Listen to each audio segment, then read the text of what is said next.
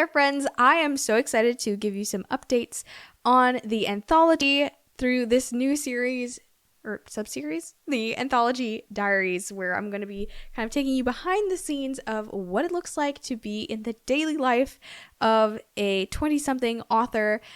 And I'm going to take you behind the scenes, not only on the writing process, but also some of the daily life things, some projects that are going on in my life that sometimes I don't post about or don't post about as often.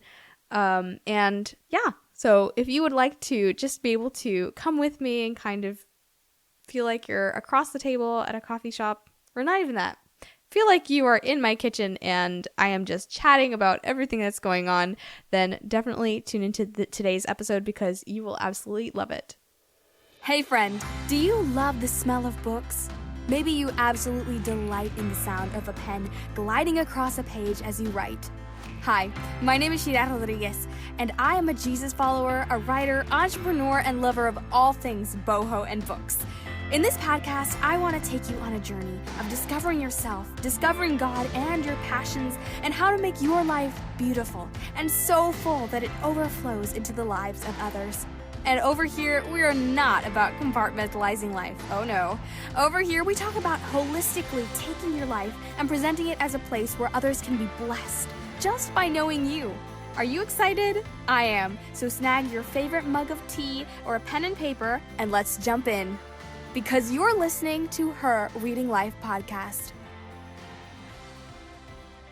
Hey friends, welcome to another episode of Anthology Diaries, a sub-series of Her Reading Life podcast where I'll be sharing my whole process of getting a short story ready for publication in an anthology, and I'll be taking you behind the scenes of basically what I'm doing, editing wise, just what's going on in my life, what it looks like. I just want to kind of invite you to take a peek, a daily life kind of glimpse into my life as an author, because I know that I would have absolutely loved to have had something like that. You'll probably see a lot more quotes, stuff, aesthetic videos and things like that, maybe even snippets of this podcast, and hopefully more podcast episodes just with candid conversations, just talking about the editing process and the writing process and everything, because I know that I would have loved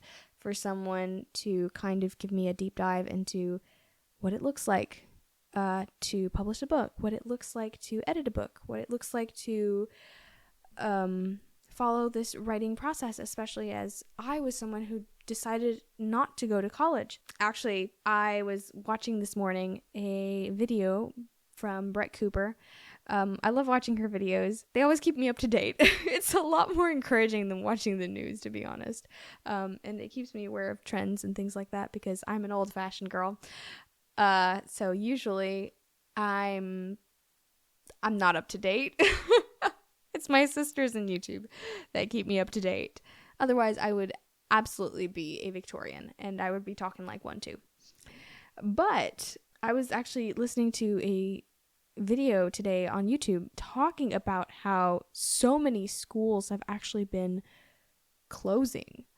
Universities have been closing. About one a week is the average now. And it's wild to see this. Like, I knew that I had chosen a different path, and I knew that so many friends had been going to college. I don't necessarily say don't go to college. That's not what I'm saying. If you have a passion for something and you can find education in college, by all means go. But for me personally, as a writer, I looked through so many college programs. I remember I was going to one in particular. I was looking into it in my senior year, and I even got on a Zoom call with the professor, who was incredible, one of the sweetest people ever. I would have loved to be in that class. Well, except for the fact that when he actually brought me to the class, he was so enthusiastic. He was so excited. He was like, "Oh, you know what? I'm just about to start a class. Would you like to take a quick peek into the class?" And he moved the computer, so we were actually there watching the class. But everyone just seemed so dead. I guess I was the most enthusiastic person there, and I wasn't a student.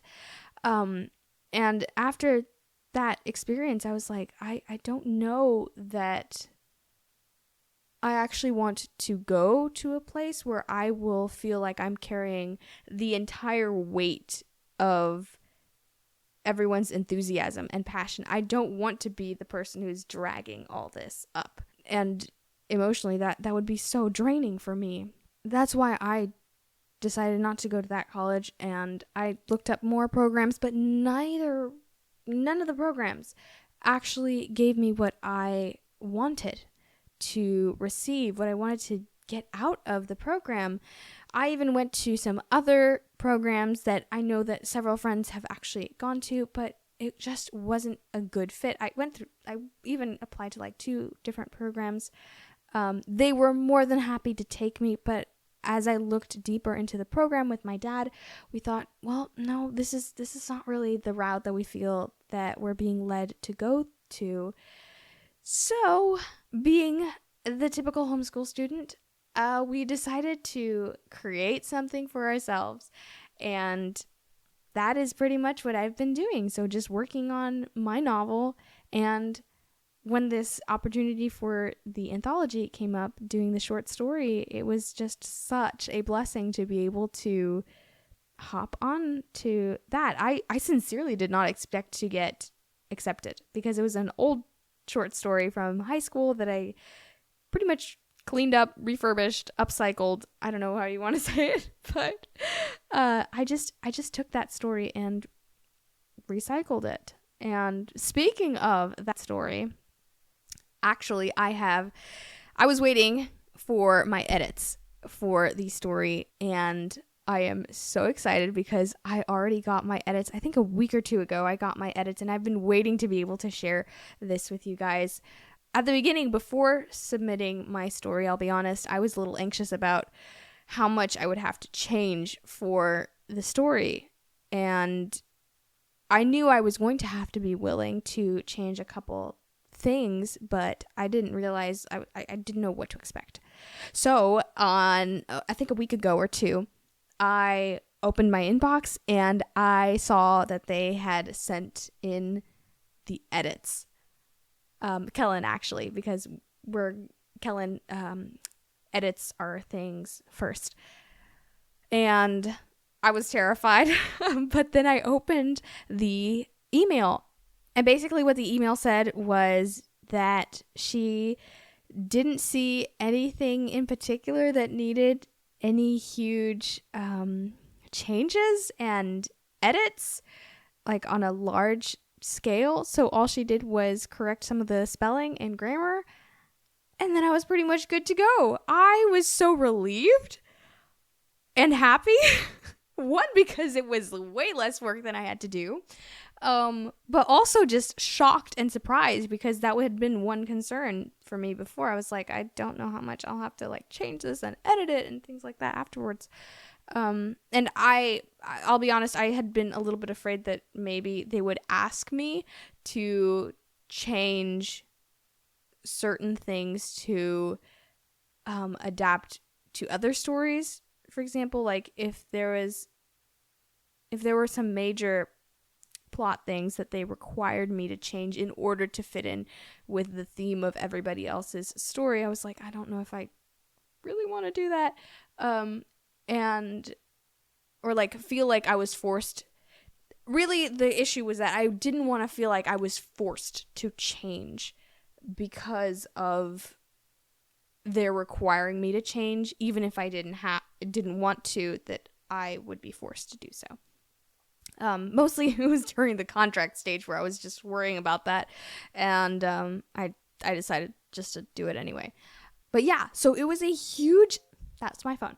That was a huge surprise and relief to be able to see that happen, and I can't tell you how excited I was and thrilled that it was acceptable. And I have to be completely honest here. I have a little confession to make. I owe so much of the state of the draft that I now have to my sister, because I think it was the Friday before the day I had to submit, I had my sister read the draft for me, marking down parts that were not going to be in the story, the parts that needed to get edited out, the words that needed to be changed. She did a whole surgery on that thing, God bless her. And she did such a wonderful job that Kellen didn't have to do really much editing at all. Now, I'm super excited to hear what my critique partner in the team, because we're assigned to critique partners to actually critique our work on big picture things if necessary, as well as beta readers, because I'm also going to have beta readers read this. I'm so excited to see what their thoughts are, if there's anything to change big picture wise. That should be super interesting. I'm kind of like half glad and half terrified, but in a good way, a really, really good way. I can't wait to hear what their thoughts about it. But yeah, I was so surprised. So now what I have to do is work on editing that down, pretty much just accepting the suggestions, because there really wasn't much besides spelling and grammar that I had to fix. So that is what I'm going to be working on this week, I guess. No, next week, something like that. Because this week I'm on break. Or that's what I've been trying to tell myself. Actually, I've been catching up with my non-Instagram things, which include creating a blurb for the official blurb for my story. Because I always, for some reason, go overboard, I ended up creating a short blurb as well as a long blurb. And the long blurb is actually going to be for the title and story reveal, which is going to be very likely happening on June 18th. I might have the date wrong, but I'm pretty sure it's June 18th. And I am so excited for that. Hey there, lovely listeners. I have the most fantastic opportunity to share with you today. How would you like to join the street team for Novelists in November short story collection, featuring my very own short story, which you'll be the first to discover the title and story blurb if you join? This enchanting anthology is launching this November, and I'd be absolutely delighted to have you join us. Picture this: dark academia vibes, cozy sweaters, rain pattering on your window, and all your favorite bookish feels with a mug of hot tea or pumpkin latte. That's the essence of this collection.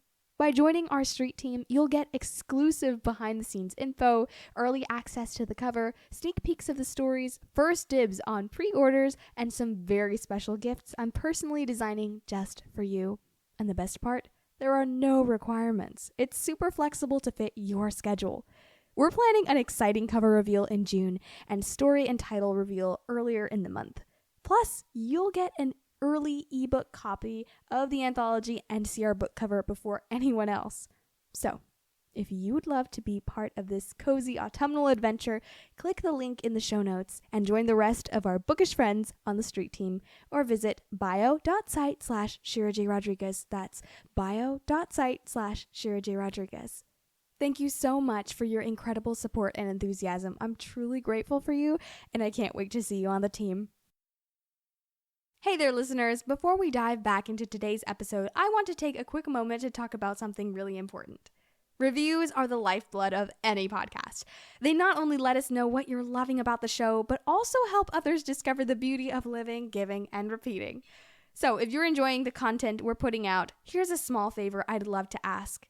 Could you take just a minute or two to leave us a review on your favorite podcast platform? Whether it's Apple Podcasts, Spotify, or any other platform you listen on, your reviews make a world of difference.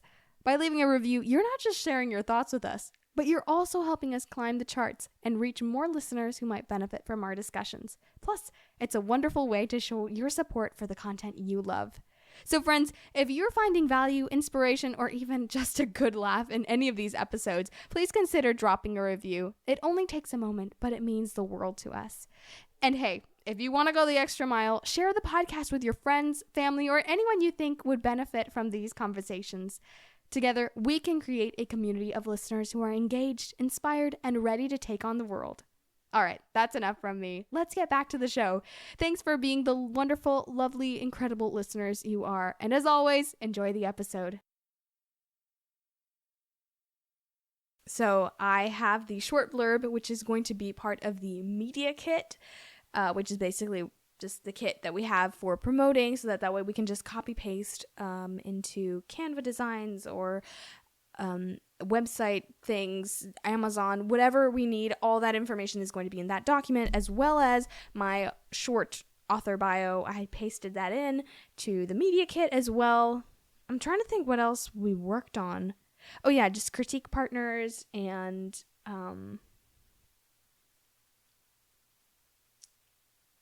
yeah, pretty much just getting that work done. The author bio, prepping some promotional things. Something else I also have to work on is the pre-orders, because I'm still working on that. And to be honest, okay, I'll spill it. I'm trying to work on creating an exclusive Spotify playlist for for my own short story for the pre-order. So if you pre-order, you will get that Spotify playlist. Hopefully, I still have to make it, as well as a recipe that actually has to do with something in the story. Actually, the recipe inspired an element in the story because I'd been making it so often recently, and people had loved the recipe so much that it was just on my mind, so I just added it into the story. So you'll be getting those things in the pre-order, and I am possibly thinking of doing an audiobook version of the short story for the pre-orders. So we'll see how that goes. And I might have another additional thing, but I'm not going to spill the beans because I'm not sure if I'm going to be able to do it, but hopefully I should be able to. And all these are pre-order goodies that are going to be going into the pre-order package. So among other things, which some of the other authors are also creating on their own. So it should be so much fun and so exciting. But yeah, that's pretty much on the anthology side. That's what I've been working on, connecting with other writers, which has been amazing. Also, okay, I meant to tell you guys this as well. So I feel like I should devote a whole episode to this, but long story short, some time ago, I actually met up with the amazing, wonderful, and so sweet owner of Writer's Block Bookstore, which is in Winter Park. Well, they have two locations. They have one in Winter Park and in Winter Garden in Florida. And she is so sweet, so amazing. It was a dream come true to be able to meet her. And in one of my meetings with her, I mentioned that there really wasn't a writer community that I'd been able to find in my area. And so the owner said, hey, if you're willing to help host a writers group, I'd love to have a writers group at the bookstore. And instantly, as soon as she said that, I was like, I would totally love that. That sounds incredible. And so about a month and a half later, I got contacted to help host the writing group at the bookstore. And I think it was about a month ago that we had our first meeting. It was incredible. So amazing. So many writers came out to just hang out together and meet other writers. It was absolutely incredible. I didn't know how many people there were because we had about 61 people sign up. 62 actually. Yeah, 62 people sign up, get tickets to go. It was free, but we had tickets just to kind of be able to get a head count and an idea of who was going to be showing up. But I knew that it was a lot of people because the room got so hot we were all sweating. It was that many people in a small bookstore space. But I didn't know until this week when we had our second meeting that first meeting had pretty much drawn about 50 people, 50 writers, which is mind-boggling. I had no idea that it would resonate so much with people, that people would have such a hunger to find community, especially in the writing community, to just feel like they belonged to something, and that their writing wasn't just out and into the void. It was to something beautiful and to a community, and that brought meaning and joy into each other's lives.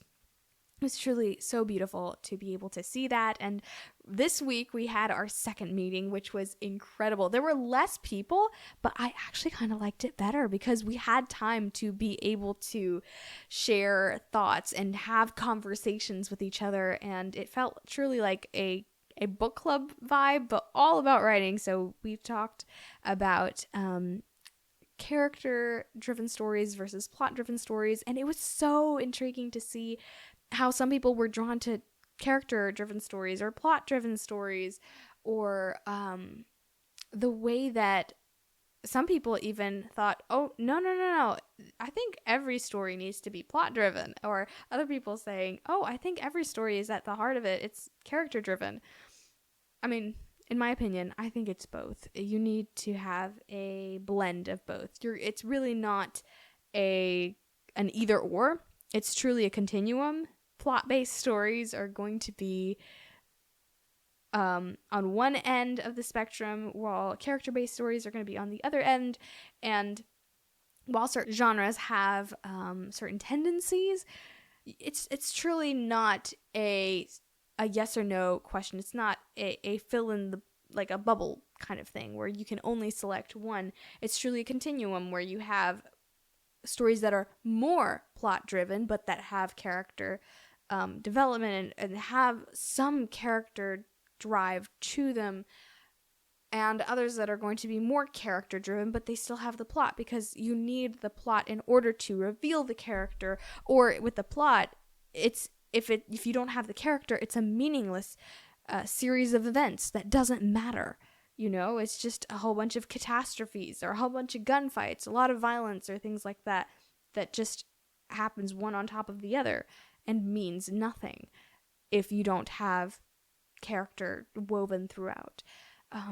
But yeah, so it was so incredible to be able to hang out with these incredible writers in this beautiful area. Winter Park is just so beautiful. But yeah, I just thought I would kind of give you guys a little bit of a glimpse into that. And truly, I feel so blessed to have been able to participate in these groups, in the anthology. Truly, God has been so good. And I'm saying, just in case you're tempted to wish that you were in my shoes, and I'm not saying this because I think that I'm super fortunate or whatever, but because I know that if I were listening on the other end of this in a really hard season of my life, I would be like, why is this so easy for the other person on the other side? And I would just tell you, listen, before this, it was such a hard season. I had a really stony season. Last year was tough with a capital T, and I remember that even until recently, there were times where I would sit in my chair right here near my desk and I would cry because I was so lonely. I was so abysmally lonely. While not going to college has its advantages in the sense that you're able to get a head start on writing a novel, you're able to not have to go into debt for student loans and things like that. There is still a huge factor of loneliness and feeling like you are doing something completely different from everybody else, and that you're fighting against the stream. You feel like giving up so often. And truly, if it weren't for my parents and my family, I would have given up so long ago. And so you do make incredible progress. Taking a route like the one that I have chosen, you do make incredible, wonderful progress. but it does have its costs. You will have times where you are just aching to give up. You will have times where it is so hard to keep going and you just want to cry into your pillow and lie in bed for the rest of the day. I mean, added to that, I had a whole, last year, I had my whole struggle with my eyes where I wasn't even able to write properly. And thank God I'm doing so much better. But what I'm trying to say is that all of this doesn't come for free. And if you're going through a difficult time right now, let me encourage you by saying that I think that you're about to come out onto a better place. I think God's preparing your heart to be able to receive joy. I know I said this in, I don't remember which interview, but I love this quote by Alexander Dumas from I actually have the book right here, from The Count of Monte Cristo, where he says that people cannot experience the greatest joy until they have experienced the greatest pain. They cannot experience the greatest epiphanies of their life, the greatest swells of emotion, of beauty, of joy, until they've felt despair, until they've tasted despair. And I remember the first time I read that, I was talking with my tutor and she brought that up, and I remember that she was saying, that's a really good quote. It's true. And I remember that while I had been reading it previously, I had been struck by it, but struck by the strangeness of it. I didn't think it was true. I was like, oh, I mean, I think you can also have happiness without feeling despair. And I kind of just nodded to what she was saying, but it stuck with me. It truly did. And I think I was like in my second year of high school or something like that when I first read that. And it has stuck with me to this day. And it has informed everything that I write. So whenever my characters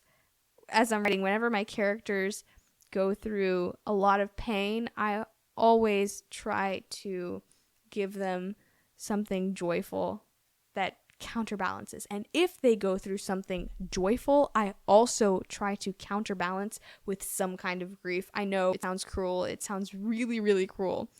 But I think that stories that don't offer a clear and honest view of grief before or after or during joy aren't stories that quite depict life the way that it is. Because I think despair, and maybe not even despair, but sadness, grief, all create wells in us that joy can fill in. And the deeper your well, the more you can experience joy. And again, maybe this is a controversial idea. I feel like I talked about a lot of controversial things here today, but it's so true that so many of our stories today fall flat because we don't allow ourselves to be honest and real, and yes, sometimes a little bit gritty, to the truth, to the reality, to the shape of life, which is often not what we want it to be. But then, is life ever truly what we want it to be? But then we look back and we think, oh, that was a good story. And I truly think that God, as the master creator, as the master storyteller, loves to create true stories. And though it may feel like a lot of pain at the beginning, ultimately it's quite good. It's very good, and it's beautiful, and it's finality, and its final product, in its finished state. And so that was pretty much my thoughts for today. I know that I covered way more than just the anthology, but hopefully I haven't been rambling too long for you. And thank you so much for being here with me. I hope that you enjoyed this peek into my life, into what's been happening recently. And I don't know, a little philosophizing as well. I love you all, and until next time, continue to live, give, and repeat. And I'll see you next week, or this Thursday, I guess. Have an incredible day. Love you guys. Yay! You did it! I'm giving you a lovely big virtual hug because you just finished another episode of Her Reading Life podcast. If you'd like to access all the wonderful links I mentioned in this episode, visit my website at bio.site/ShiraJRodriguez. That's bio.site/ShiraJRodriguez. There you can access my blog posts, resources, and so much more. Also, check out my Instagram page for more inspirational content and join my email list for insider secrets and exclusive updates on special events. The links are in the description box below. Also, if you could take a minute and leave a review for this podcast, that would be amazing. We're able to reach so many more people because of your reviews and ratings. I can't wait to chat with you next time, friends. Keep living, giving, and repeating.